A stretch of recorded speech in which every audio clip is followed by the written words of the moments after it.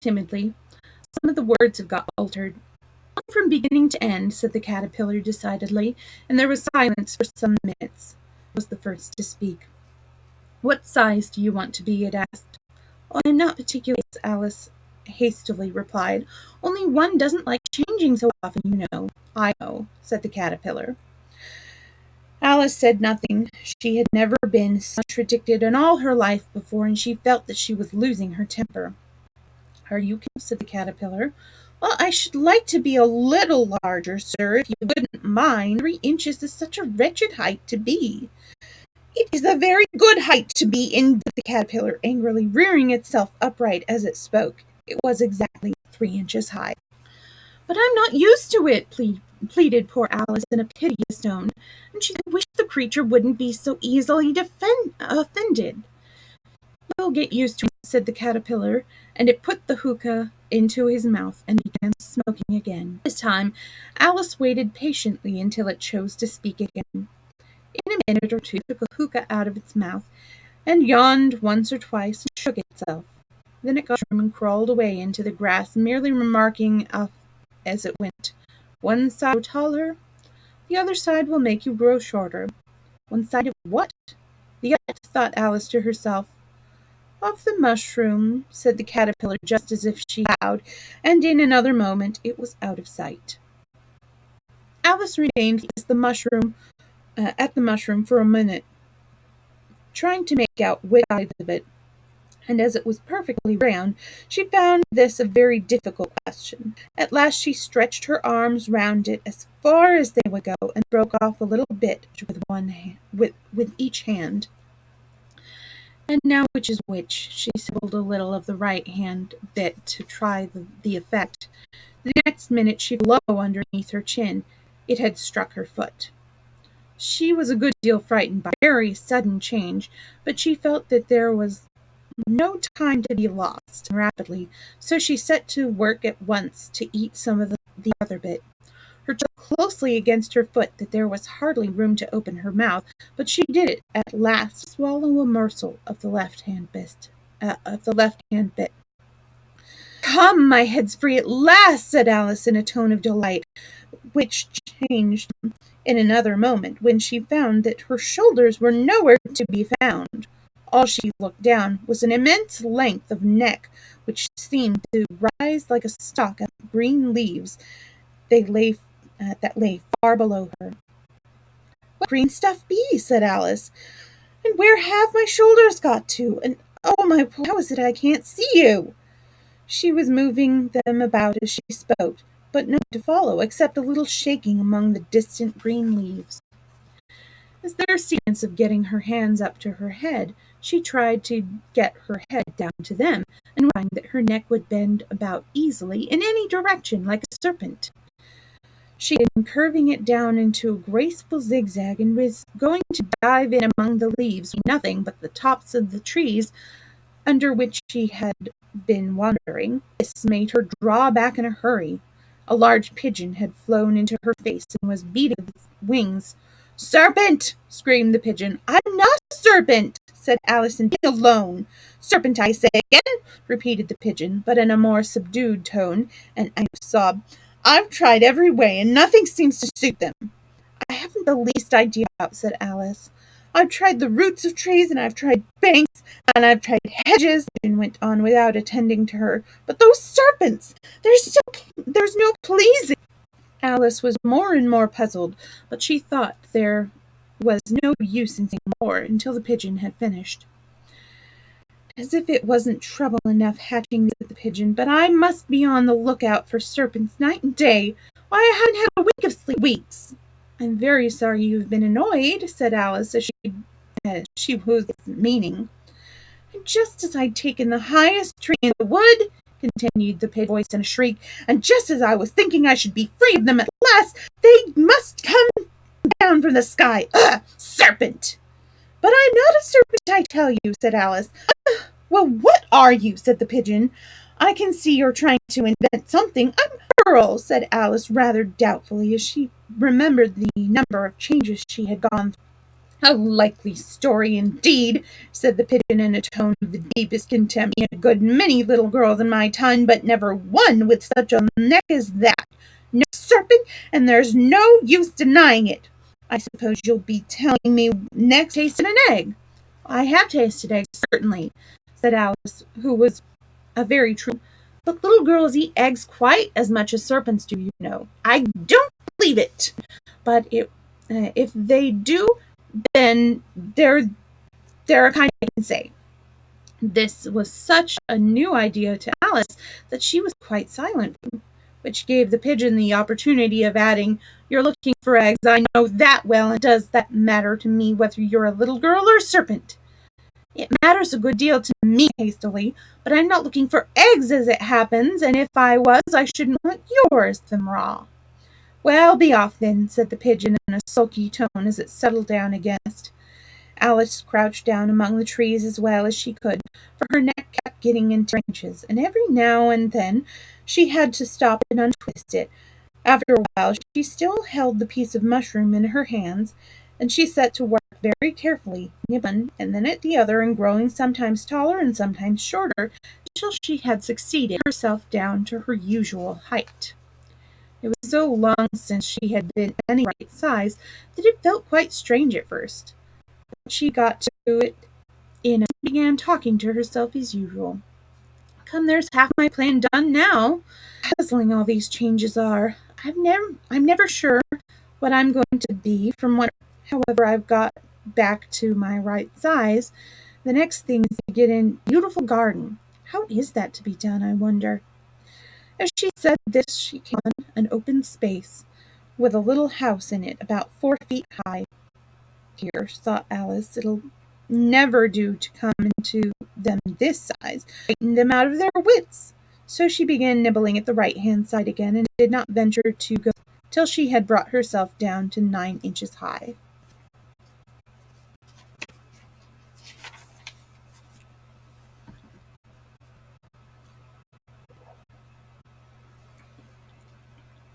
Chapter 6. Pig and Pepper.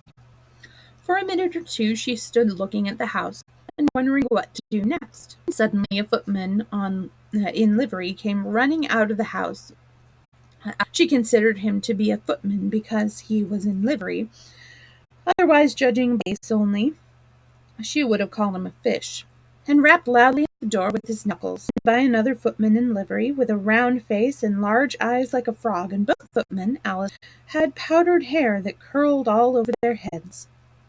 She felt very curious what it was all about, and crept a little way out of the wood to listen.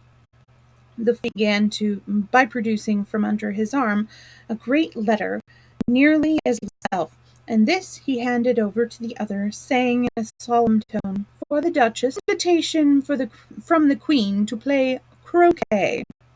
The frog footman repeated in the same solemn tone, only changing the order of the words. "From the Queen, an invitation for the Duchess to play croquet." Then they both bowed low, and their curls got entangled together. Alice saw much at this that she had to run back into the wood for fear of their hearing her, and when she peered out the fish footman was gone, and the other was sitting on the ground, staring stupidly up into the sky. Alice went timidly up to the door. "There's no sort of use in knocking," said the footman, "and that reasons. First, because I'm on the same side of the door as you are. Second, making such a noise inside, no one could possibly hear you. And certain most extraordinary noise coming on within. A constant howling and sneezing, now and then a great crash, as if a dish or kettle had been broken to pieces." "Then," said Alice, "how am I to get in?" "There might be some sense in your knocking," the footman went on without attending to her, "if we had the door between us. For instance, inside you might knock, and I could let you out, you know." He was looking up into the sky all the time he was speaking, and this Alice thought decidedly uncivil. "But Bert help it," she said to herself. "His eyes are so very nearly at the top of his head. At any rate, he might answer questions. How am I to get in?" she repeated aloud. "I shall sit," and remarked, "till tomorrow." At this moment the door of the house opened, and a large skimming out straight at the footman's head, and it just grazed his nose and broke to trees behind him. Or next day, maybe, the footman continued, in the same way as if nothing had happened. How am I to get in? Alice asked again. Are you to get in at all? Said the footman. That's the first question, you know. It was, no doubt, only Alice did not like to be told so. It's all, she muttered to herself, the way all the creatures argue. It's enough to drive one crazy. The footman seemed to think there was a good opportunity for repeating this remark, and patience. I shall sit here, he said, on and off for days and days. But what am I to do? Said Alice. Anything you like, said the footman, and began. Oh, there's no use in talking to him, said Alice desperately. He's perfect. And she opened the door and went in. The door led straight into the large kitchen smoke from one end to the other. The Duchess was sitting on a three-legged stool in the middle. Baby. The cook was leaning over the fire, stirring a large cauldron, which seemed to be full of soup. Certainly too much pepper in that soup, Alice said to herself, as well as she could, for sneezing. There was certainly too much of it in the air. Even the Duchess sneezed occasionally, and as for the baby, it was sneezing and howling alternately, without a moment's pause. In the kitchen that did not sneeze were the cook and a large cat which was sitting on the hearth from ear to ear. Please, would you tell me, said Alice, although she was not quite sure whether it was good manners for her to speak first. That grins like that? It's a Cheshire cat, said the Duchess, and that's why. She said the last word with such sudden violence that Alice quite jumped, but she moment that she was addressed that it was addressed to the baby and not to her.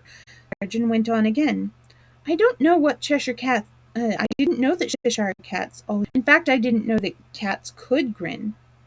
They all can, said the Duchess, and most of them. I don't know of any of that do, Alice said, very quite pleased to have got into a conversation. You don't know much, said the Duchess. Fact. Alice did not at all like the tone of this remark, and thought it would be as well to introduce some other subject or conversation. She was trying to fix on one of the cook. On one, the cook took the cauldron of fire, and at once set to work throwing everything within its at the Duchess and the baby. The fire irons came first, then followed pans, plates, and dishes. The Duchess took no notice of them even when and the baby was howling so much already that it was quite impossible to say anything, wet or not. Oh, please mind what you're doing, cried Alice, jumping up and beginning of terror. Oh, there goes his precious nose! As a large saucepan flew close by it and very nearly carried it off. If ever our own business, said the Duchess in a hoarse growl, the world would go round a deal faster, which would not be an advantage, said Alice, who felt very glad to be an opportunity of showing off a little of her knowledge.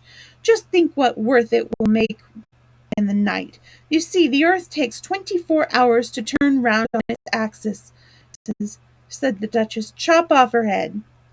Alice glanced rather anxious to see if she meant to take the hint, but the cook was busily stirring the soup and seemed listening, so she went on again. 24 hours, I think, or is it 12? Don't bother me, said the Duchess. I never could abide figure. And with that she began nursing her child again, singing a sort of lullaby to it as she did so, giving it a violent shake at the end of every line. Speak roughly to your little boy. Beat him when he sneezes. He only does it to annoy because he knows it teases. Then the baby joined wow, wow, wow, while the Duchess sang the second verse of the song, tossing the baby violently up and down, and the poor little thing howled so that Alice could hear.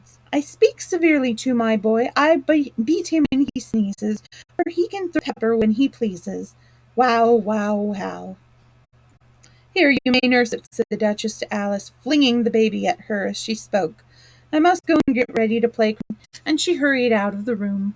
The cook threw a frying pan after her as she went. Missed her. Alice caught the baby with some difficulty, as it was little creature and held out its arms and legs in all directions. Just like a starfish, thought. The poor little thing was snorting like a steam engine when she caught it, and kept doubling and straightening itself out again, so that altogether, for the first minute or two, it could do to hold it. As soon as she had made out the nursing it, which was to twist it up into a sort of knot and then keep tight hold here and left foot so as to prevent its undoing itself. She carried an air. If I don't take this child away with me, thought Alice, they are sure to kill it, and wouldn't it be murder to leave it behind? She said the last word, and the little thing grunted in reply. It had left off sneezing by this time. Don't grunt, said Alice. That's not at all a proper way of expressing yourself. It grunted again, and Alice looked very anxiously at its face to see what was the matter with it. Doubt that it had a very turned-up nose, much more like a snout than a real. Also, its eyes were getting extremely small for a baby. Altogether, like the look of the thing at all. But perhaps it was only sobbing. She looked into its eyes again to see if there were any tears. No, there were no tears. If you are going to turn into a pig, my dear, said I, I'll have nothing more to do with you. Mind now. The poor little thing sobbed again. It was impossible to say which. Then they went on for some while in silence. Alice was just beginning to think to herself, what am I to do with this creature when I get it home? And it grunted again so violently into its face in some alarm. This time there could be no mistake about it. It was neither more nor less than a pig, and she felt that it would be quite absurd for her to carry it any further. So she set the little creature down and felt quite relieved to see it trot away quietly. If it had grown up, she said to herself, it would have been a dread child, but it makes rather a handsome pig, I think. And she began thinking over other children who might do very well as pigs, and was just saying to herself, if only I knew the right way to change them, when she was a little startled by seeing the Cheshire cat on a bough of a tree a few yards off. The cat only grinned when it looked good-naturedly, she thought. Still, it had very long claws, many teeth, so she felt it ought to be treated with respect. Cheshire Puss began rather timidly, as she did not at all know whether it would like the name. However, it only grinned a little wider. Come, it's pleased so far, thought Anton. Would you tell me, please, which way I ought to walk from here? That depends on where you want to get to, said the cat. I don't much care where, said Alice.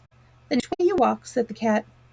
So long as I get somewhere, Alice added as an explanation. Oh, you're sure to do that, said the cat, if you only walk long enough. Alice could not be denied, so she tried another question. What sort of people live in that direction? The cat said, waving his right paw round at her, and in that direction, waving the other paw, lives a March hare. Either you like, they're both mad. But I don't want to go among mad people. Oh, you can't help that, said the cat. We're all mad here. I'm mad, you're mad. How do you know, said Alice. You must be, said the cat, or you wouldn't have come here. That proved it at all. However, she went on. And how do you know that to begin with, said the cat. A dog's not mad. You grant that? Oh, so, said Alice. Well then, the cat went on, you see a dog growling and wags its tail when it's pleased. Now I growl when I'm pleased, tail when I'm angry. Therefore, I'm mad. I call it purring, not growling. Call it what you like, said the cat. Do you play croquet? I should like it very much, said Alice, but I haven't been invited yet. You'll see me there, said the cat, and vanished. Alice was not much surprised at this. She was getting so well used to queer things happening, while she was still looking at the place where it suddenly appeared again. By the way, what became of the baby? Said the cat.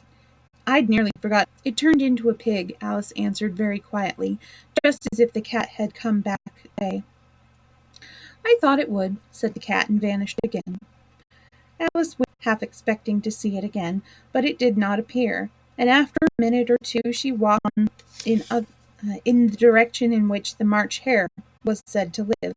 "I've seen hatters before," she said to herself, "and the March Hare will be most interesting, and and perhaps, as this is May, it won't be mad, at least not so mad as it was in March."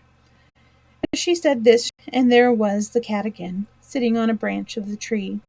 "Did you say pig?" said the cat. "I said pig," said Alice, "and I wish you wouldn't keep appearing so suddenly. You make one quite giddy." "All right," said the cat, and this time it vanished, quite beginning with the end of the tail and ending with the grin, which remained some time after it had gone. "Well, I've often seen a cat without a grin," thought Alice. "Cat is the most curious thing I've ever seen in all my life." She had not gone much before she came in sight of the house of the March Hare. She thought it must be the right house, because the chimneys were shaped like ears, and the roof was thatched with fur. It was so large a house, not like to look nearer till she had nibbled some more bit of mushroom, and raised herself to about 2 feet high, even when she walked toward it rather timidly, saying to herself, "Suppose I'm mad after all. I almost wish I'd gone to see the Hatter instead." I'm going to stop early today because my throat is a little bit raw. We will have 2 full hours tomorrow. Next, I'll resume the Tuesday-Wednesday schedule as opposed to this week's Wednesday-Thursday work issues. But anyways, thank you for joining me, and I'll see you tomorrow.